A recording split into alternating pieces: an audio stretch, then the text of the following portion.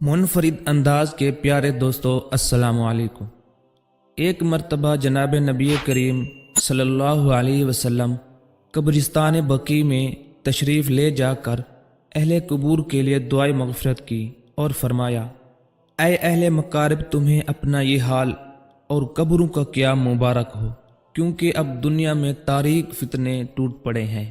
وہاں سے تشریف لائے تو سر میں درد تھا اور پھر بخار ہو گیا، اور یہ بخار صحیح روایات کے موافق 13 روز تک متواتر رہا اور اسی حالت میں وفات ہو گئی۔ اسی عرصے میں آپ صلی اللہ علیہ وسلم اپنے دستور کے مطابق ہر روز ازواج مطہرات کے حجروں میں منتقل ہوتے رہے۔ جب آپ صلی اللہ علیہ وسلم کا مرض طویل اور سخت ہو گیا تو ازواج مطہرات سے اجازت لی کہ ایام مرض میں عائشہ صدیقہ رضی اللہ تعالی عنہا کے گھر میں رہیں۔ سب ازواج مطہرات نے اجازت دے دی۔ رفتہ رفتہ مرض اتنا بڑھ گیا کہ آپ صلی اللہ علیہ وسلم مسجد تک بھی تشریف نہ لا سکے، تو ارشاد فرمایا کہ صدیق اکبر رضی اللہ تعالی عنہ سے کہو کہ نمازیں پڑھائیں۔ حضرت صدیق اکبر رضی اللہ تعالی عنہ نے تقریباً 17 نمازیں پڑھائیں۔ پھر ایک روز اتفاقاً صدیق اکبر رضی اللہ تعالی عنہ اور حضرت عباس رضی اللہ تعالی عنہ انصار کی ایک مجلس پر سے گزرے تو وہ سب رو رہے تھے۔ سبب پوچھا تو کہا کہ آپ صلی اللہ علیہ وسلم کی مجلس کو یاد کر کے رو رہے ہیں۔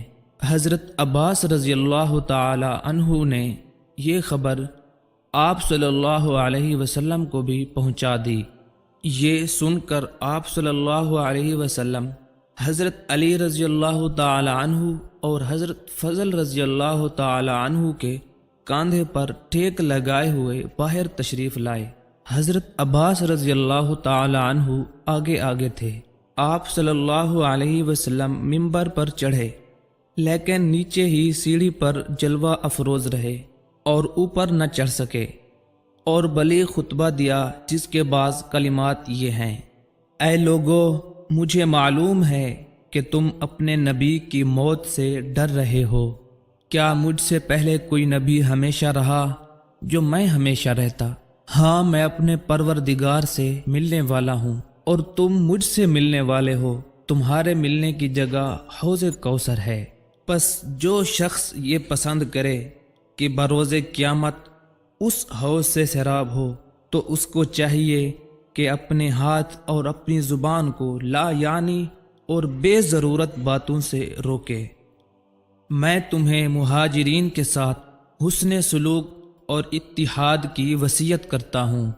اور اس کے بعد ارشاد فرمایا کہ جب لوگ اللہ تعالیٰ کی اطاعت کرتے ہیں تو ان کے حکام اور بادشاہ ان کے ساتھ انصاف کرتے ہیں، اور جب وہ اپنے پروردگار کی نافرمانی کرتے ہیں تو وہ ان کے ساتھ بے رحمی کرتے ہیں۔ اس کے بعد مکان میں تشریف لے گئے اور وفات سے 5 یا 3 روز پہلے ایک مرتبہ تشریف لائے۔ سر مبارک بندھا ہوا تھا۔ حضرت صدیق اکبر رضی اللہ تعالی عنہ ظہر کی نماز پڑھا رہے تھے۔ وہ پیچھے ہٹنے لگے۔ آپ صلی اللہ علیہ وسلم نے ہاتھ کے اشارہ سے منع فرمایا اور خود ابو بکر رضی اللہ تعالی عنہ کی بائیں جانب بیٹھ گئے۔ نماز کے بعد ایک مختصر سا خطبہ دیا، جس کے دوران فرمایا، ابو بکر سب سے زیادہ میرے محسن ہیں، اور اگر میں خدا کے سوا کسی کو خلیل بناتا تو ابو بکر کو بناتا، لیکن چونکہ خلیل خدا کے سوا کوئی نہیں، اس لیے ابو بکر میرے بھائی اور دوست ہیں۔ اور فرمایا، مسجد میں جتنے لوگوں کے دروازے ہیں وہ سب سوائے ابو بکر رضی اللہ تعالی عنہ کے دروازے کے بند کر دیے جائیں۔ محدث ابن حبان نے اس حدیث کو نقل کرنے کے بعد فرمایا کہ اس حدیث میں صاف اشارہ ہے کہ آپ صلی اللہ علیہ وسلم کے بعد صدیق اکبر رضی اللہ تعالی عنہ ہی خلیفہ ہیں۔